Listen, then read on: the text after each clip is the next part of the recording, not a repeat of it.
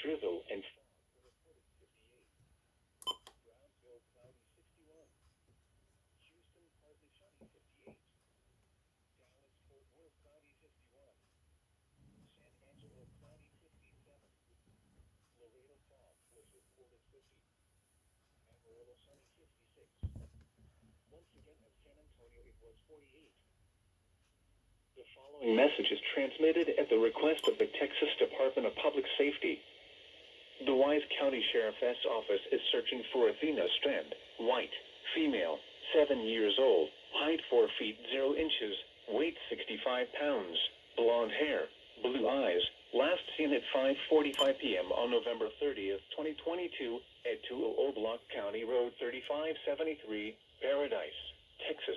Last seen wearing a gray long-sleeve shirt with white flowers, blue jeans with white flowers on the pockets, and brown boots.